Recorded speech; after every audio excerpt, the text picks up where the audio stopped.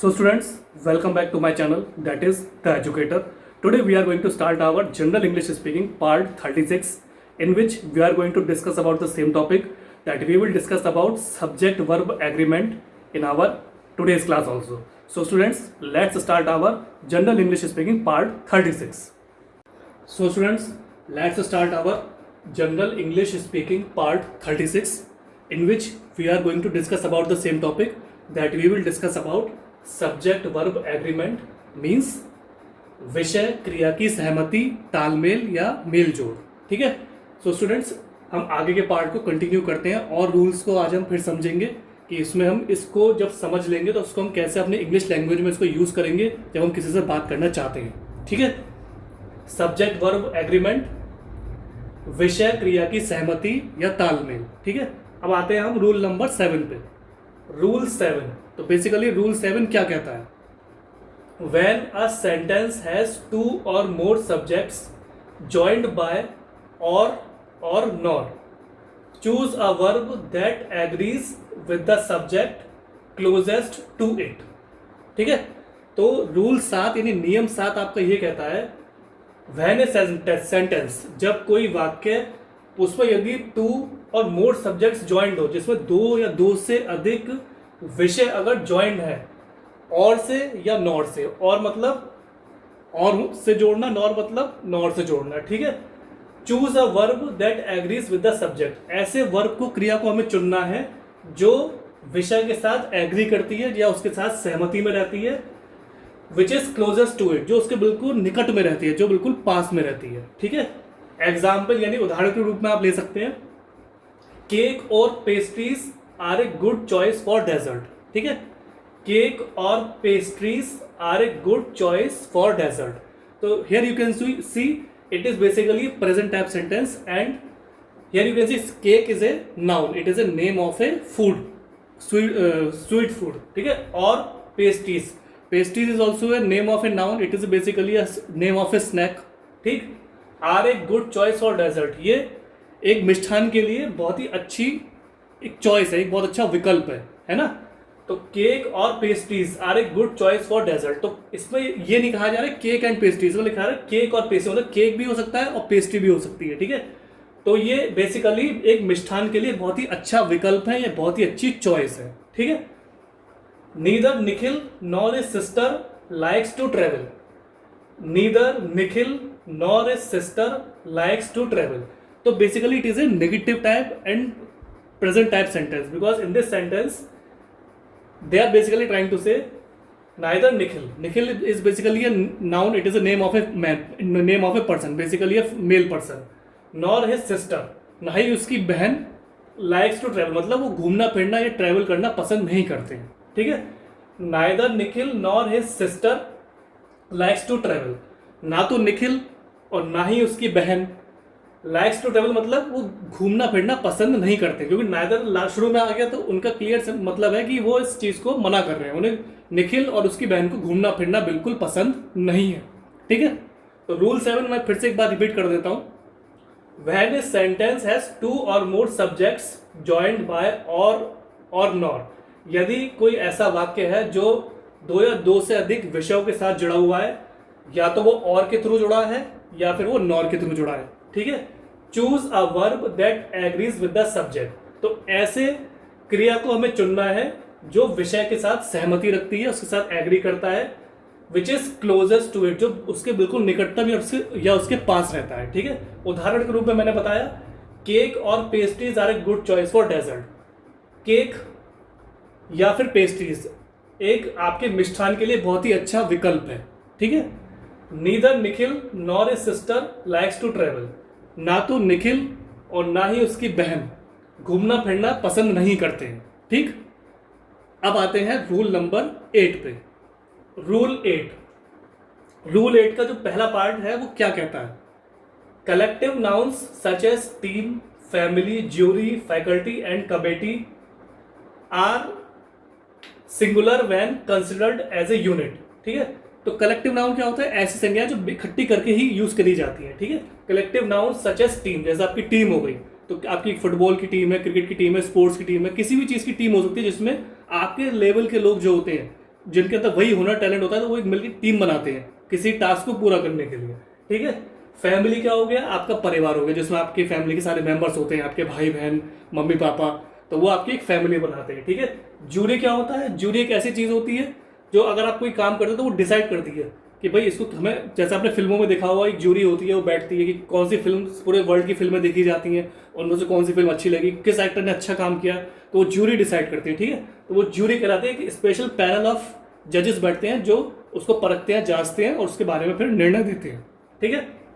Faculty and committee, faculty क्या होती है, आपके स्कूल कॉलेज में एक फैकल्टी होती है जो आपको गाइड करती है, आपके टीचर्स हो गए, आपके अध्यापक हो गए, मेंटर हो गए, जो आपको गाइड करते हैं, आपको सही दिशा देते हैं, तो वो आपकी फैकल्टी कहलाती है। कमिटी भी वही होती है जिसमें कुछ उस पर्टिकुलर फील्ड के एजुकेटेड हाईली इंटेलेक्चुअल पर्सन, एक ग्रुप होता है उनका, मिलकर बैठते हैं, वो लोगों का इंटरव्यू लेते हैं, उसके सही और गलत का निर्णय देखते हैं और वो हिसाब से अपना डिसीजन देते हैं। ठीक है। आर सिंगुलर, ये एक वचनीय होते हैं, when considered as a unit, जब इन्हें एक यूनिट के समान देखा जाता है तो ये सिंगुलर होते हैं। ठीक है।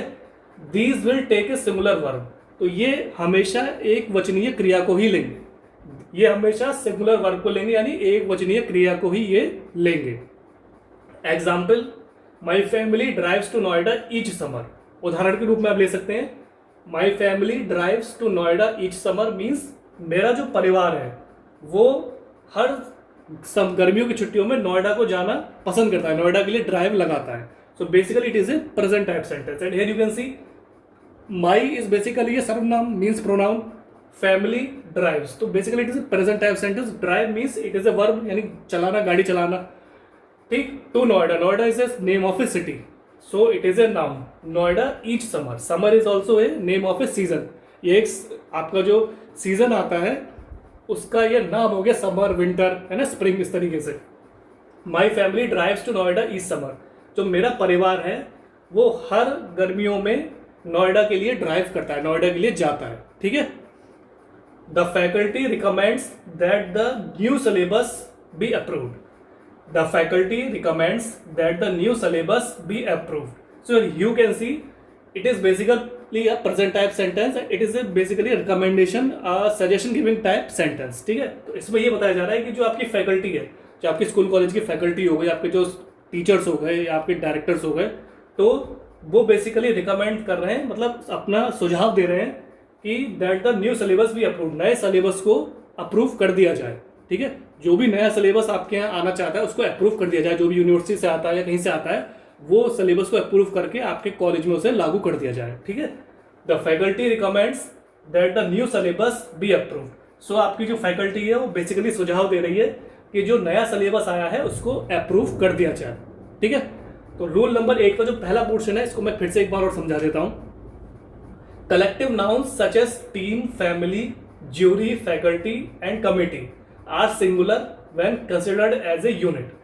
तो जो आपका कलेक्टिव नाउन है, मतलब जो एक चीज को कलेक्ट करने की, इकट्ठा करने वाली जो आपकी संज्ञा है, सच एज टीम, जैसे मैंने बताया, team, family, jury, faculty and committee are singular, ये हमेशा सिंगुलर काउंट की जाएंगी when considered as a unit, जब इनको आप एक यूनिट के समान लेंगे, है ना, जब आप इनको यूनिट के समान लोगे तो ये जितने भी नाम आए हैं ये हमेशा एक सिंगल यूनिट कंसिडर करी जाएंगे। ठीक। These will take a singular verb, ये हमेशा एक वचनीय क्रिया को ही सपोर्ट करेंगी, मतलब ये हमेशा सिंगुलर वर्ब को ही सपोर्ट करेंगी। एग्जाम्पल, उदाहरण के रूप में मैंने बताया, my family drives to Noida each summer, मेरी जो फैमिली, जो मेरा परिवार है, हर गर्मियों में नोएडा के लिए ड्राइव करते हैं, नोएडा के लिए जाते हैं। ठीक। The faculty recommends that the new syllabus be approve, तो फैकल्टी ने रिकमेंड किया, फैकल्टी ने ये सुझाव दिया है कि जो आपका नया सिलेबस है उसको अप्रूव कर दिया जाए। ठीक है स्टूडेंट्स, अब आते हैं रूल 8 का सेकंड पोर्शन जो है, अब उसको हम समझने का प्रयास करते हैं। इफ इंडिविजुअल मेंबर्स और parts of a group are considered separate, a plural verb is needed. यदि इफ इंडिविजुअल मेंबर्स, यदि प्रत्येक मेंबर जो है, जो प्रत्येक काम करने वाले आपके मेंबर्स हैं, वो इंडिविजुअली, उनको सेपरेट एक एक करके देखा जाए, और पार्ट्स ऑफ ए ग्रुप, और जो आपके ग्रुप के समूह के जो भाग हैं, ठीक है, आर कंसिडर्ड सेपरेट, उनको एक अलग सेपरेट माना जाता है, then a plural verb is needed, तब हमें क्या होता है कि एक बहुवचनीय क्रिया की आवश्यकता पड़ती है। ठीक है, एग्जाम्पल के रूप में यानी उदाहरण के रूप में आप ले सकते हैं, the cricket team by their own costumes, the cricket team by their own costumes. तो इसका मतलब ये है जो आपकी क्रिकेट की टीम है, basically it is a present type sentence and here you can see the cricket team. Cricket क्या है? Basically it is a name of a sport, it is a name of A outdoor sport which is played on ground. ठीक है, the cricket team by their own costumes means जो cricket की team है वो अपने costumes मतलब अपने जो यूनिफॉर्म है, जो उनके जो कपड़े हैं या ड्रेस है वो खुद ही खरीदते हैं। ठीक है, the cricket team by their own costumes, जो क्रिकेट की टीम है वो अपने कॉस्ट्यूम्स यानी अपनी ड्रेस या कपड़ों को खुद ही खरीदते हैं। ठीक, the police wear separate uniforms, the police wear separate uniforms, it is also present type sentence and here you can see police, it is basically a noun, it is a name of a particular organization which protects us and save us from anything। ठीक है, the police wear separate uniforms means जो police आपकी है वो अलग अलग तरह की यूनिफॉर्म यानी ड्रेसेस को पहनती है। ठीक है, the police wear separate uniforms, जो पुलिस है वो अलग अलग तरीके की ड्रेसेस पहनती है। आपने देखा होगा, आप कहीं जाते होंगे, किसी दूसरे स्टेट में गए, कहीं भी इंडिया में आप कहीं भी जाते हैं तो हर स्टेट की अलग अलग यूनिफॉर्म पुलिस की रहती है, कहीं पे येलो है, कहीं पे वाइट है, तो इस तरीके से कलर उनका चेंज होता है अपने स्टेट के हिसाब से, उनको जो रूल्स दिए जाते हैं उस हिसाब से उसको फॉलो करते हैं। ठीक, अब मैं सेकंड पार्ट का जो है रूल 8 का सेकंड पार्ट है, मैं इसको फिर से एक बार और आपको समझा देता हूँ। इफ इंडिविजुअल मेंबर्स और parts of a group are considered separate, यदि इंडिविजुअल मेंबर यानी प्रति मेंबर यानी हर कोई जो बंदा है वो अकेला उसको काउंट किया जाता है, सेल्फ उसको एक काउंट किया जाता है, और पार्ट्स ऑफ ए ग्रुप यानी समूह के जो भाग है उनको काउंट किया जाता है as a separate, are considered separate. अगर उनको हम अलग यानी सेपरेट मान के चलते हैं तो क्या होता है, a plural verb is needed, तब आपको एक बहुवचनीय क्रिया की आवश्यकता पड़ती है। ठीक है, एग्जाम्पल यानी उदाहरण के रूप में मैंने बताया, the cricket team by their own costumes, जो क्रिकेट की टीम है वो अपने कपड़े यूनिफॉर्म को खुद ही खरीदते हैं।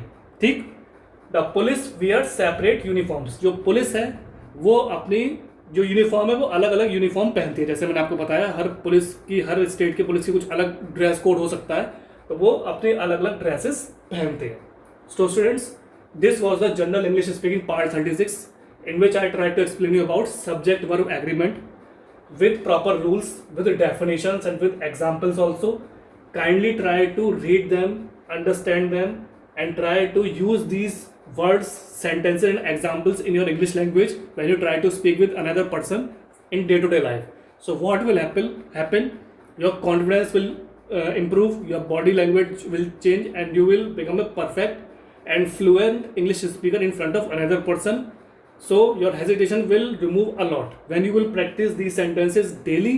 So ultimately what will happen, you will become more conscious, your confidence will boost up, personality will grow and ultimately you will find it easier to speak with another person in fluent English. So students, kindly practice daily and thanks for the valuable and precious time. Have a nice day.